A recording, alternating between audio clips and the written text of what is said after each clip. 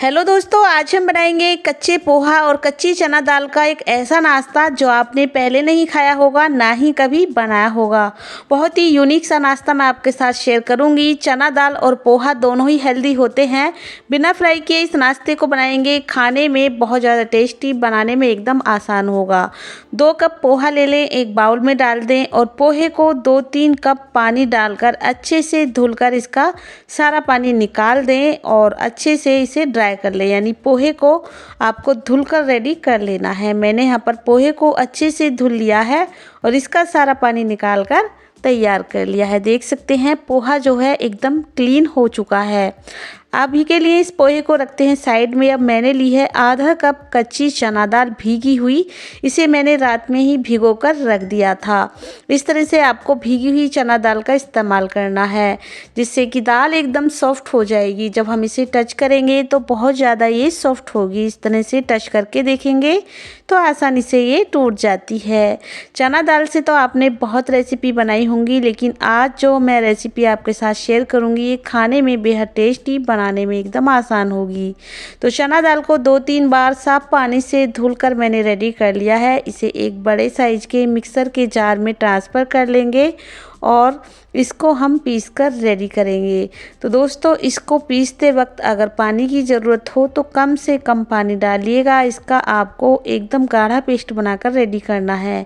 मैंने इसमें 3 से 4 चम्मच पानी का इस्तेमाल किया है और कम से कम पानी के साथ इसको आपको पीसना है। देख सकते हैं एकदम से सॉफ्ट पेस्ट हमारा बनकर रेडी हुआ है।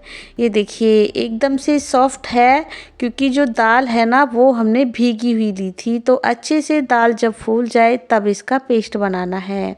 5 से 6 घंटे ज़रूर दाल को भिगा कर रखें और इस तरह से एक बर्तन में ट्रांसफ़र कर लें। इसमें हमने थोड़ी सी दाल बचा ली है, इसका इस्तेमाल मैं बाद में करूँगी।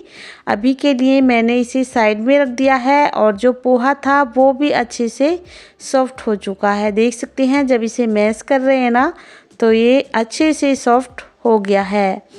तो चलिए अब हम इस पोहे को भी इसमें डाल देंगे। इसमें से लगभग 1 मुट्ठी पोहा हम बचा कर रखेंगे, जिसका इस्तेमाल हम बाद में करेंगे।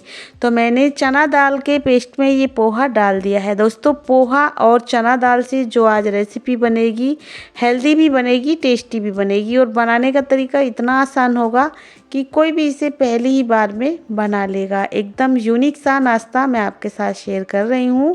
तो दोस्तों, वीडियो को एंड तक देखते रहिएगा। अब हमें क्या करना है, इन दोनों चीज़ों को अच्छे से मिक्स करना है, क्योंकि पोहा होता है काफ़ी ड्राई। जो दाल का पेस्ट है अगर इसमें थोड़ा भी मॉइस्चर होगा तो ये पोहा एब्जॉर्ब कर लेगा।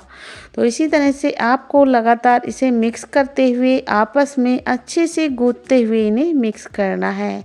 तो दोनों चीज़ों को हमने अच्छे से मिक्स कर लिया है, देख सकते हैं आप। अब इस नाश्ते को कुरकुरा बनाने के लिए 2 बड़े चम्मच यहाँ पर मैं बारीक वाली सूजी का इस्तेमाल करूँगी। अगर आप सूजी नहीं डालना चाहते तो इसे पूरी तरह से स्किप कर सकते हो। इसकी जगह आप चावल का आटा ले सकते हो। 2 चम्मच मैंने सूजी का इस्तेमाल किया है, अच्छे से मिक्स कर लिया है सूजी के साथ, जिससे कि सूजी से बहुत ही हमारी जो रेसिपी है कुरकुरी बनेगी।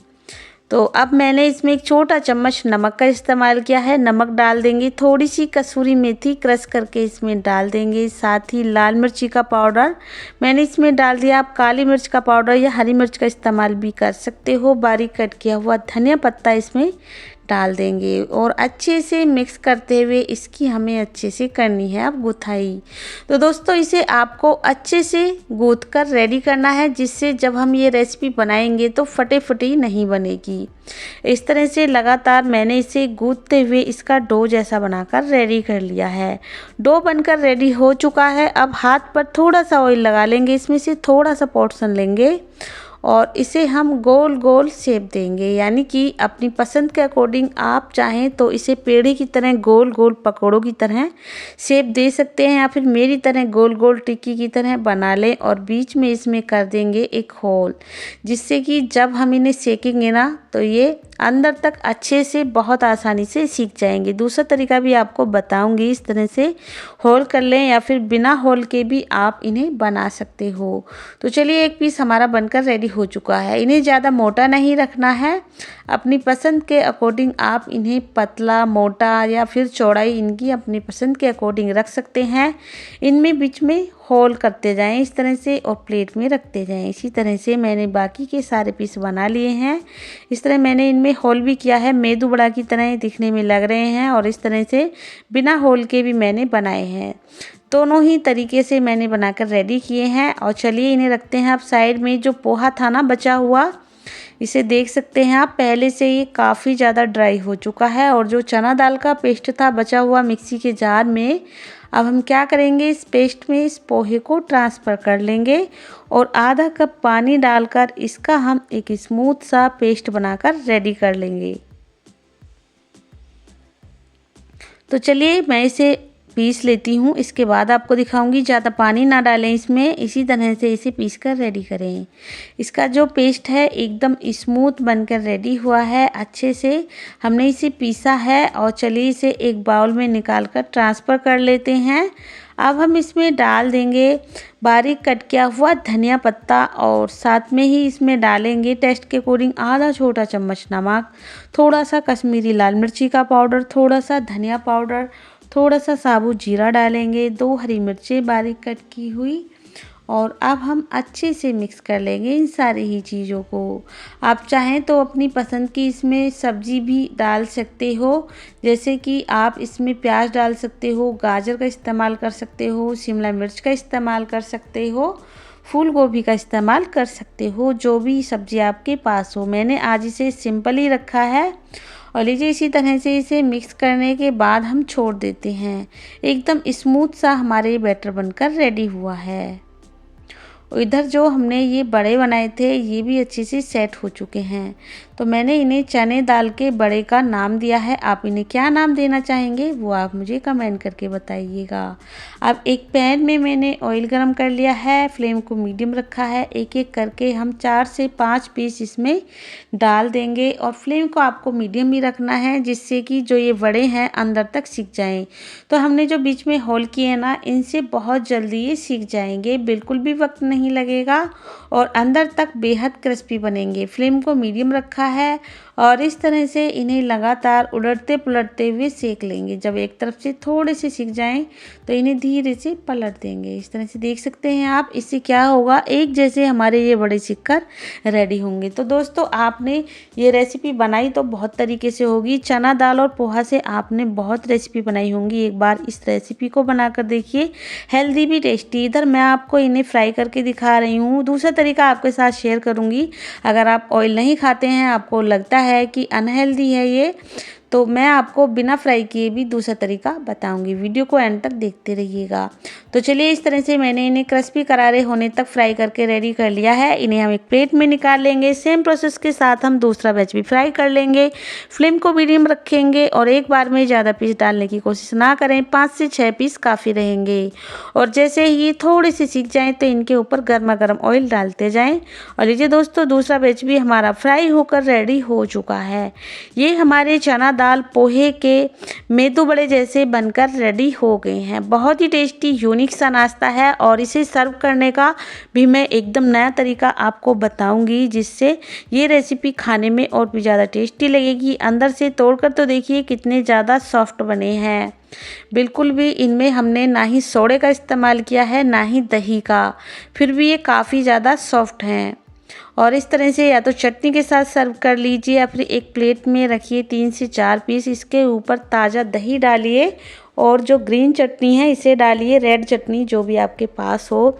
इस तरह से इन्हें सर्व कीजिए, बहुत ज़्यादा टेस्टी लगेंगे।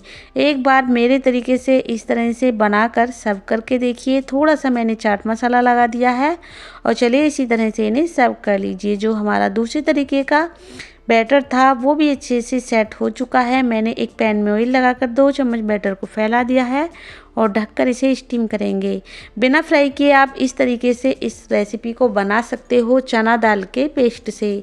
मैंने यहाँ पर 2 रेसिपी आपके साथ शेयर की हैं। कौन सी रेसिपी आपको ज़्यादा अच्छी लगी ये भी आप मुझे कमेंट करके ज़रूर बताइएगा।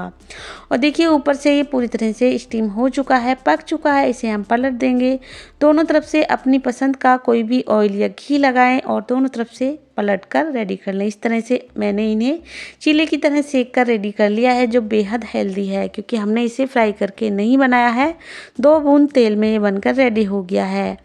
और इस तरह से मैंने एक छोटे पैन में बनाया है, एक बड़े वाले पैन में। अगर आपके पास ये छोटा पैन नहीं है तो इस तरह से बड़े पैन का इस्तेमाल करके भी आप बना सकते हो। 2 चम्मच बैटर को ऑयल लगाकर फैला दें और थोड़ी देर इसे ढक दें। जब ये ऊपर से सीख जाए तभी आपको इसे पलटना है। तो मैंने इसे ढक दिया है कुछ सेकंड के लिए। कुछ सेकंड में ही ये अच्छे से सेट हो जाएगा। और लीजिए ऊपर से पूरी तरह से स्टीम हो चुका है और अब हम इसे पलट देंगे और दोनों तरफ से पलटते हुए इसे क्रिस्पी करारा होने तक सेक कर रेडी कर लेंगे। तो दोस्तों मेरी इस प्यारी सी रेसिपी को आप देश के किस कोने से, किस शहर से देख रहे हो मुझे कमेंट करके ज़रूर बताइएगा, जिससे कि मैं आपको थैंक यू बोल सकूं। तो लीजिए दोस्तों, बिना फ्राई किए गर्मा गर्म पोहे और कच्ची चना दाल का हमारा ये नाश्ता बनकर रेडी हो चुका है। अंदर से तोड़कर देखिए कितना ज़्यादा सॉफ्ट और जालीदार ये बनकर रेडी हुआ है, वो भी बिना सोडा, बिना इनो और बिना किसी झंझट के। अक्सर लोग जब बड़े बनाते हैं तो सोडे का इस्तेमाल करते हैं या फिर दही का। हमने इसमें कुछ भी ऐड नहीं किया है, फिर भी ये बेहद टेस्टी लग रहा है दिखने में और खाने में तो है ही टेस्टी। तो दोस्तों आज की रेसिपी आपको थोड़ी सी भी पसंद आई तो प्लीज़ वीडियो को लाइक शेयर ज़रूर कीजिएगा। कुक विद पुष्पा को सब्सक्राइब करना बिल्कुल ना भूलिएगा। मिलते हैं फिर किसी रेसिपी के साथ, तब तक के लिए थैंक यू, बाय बाय।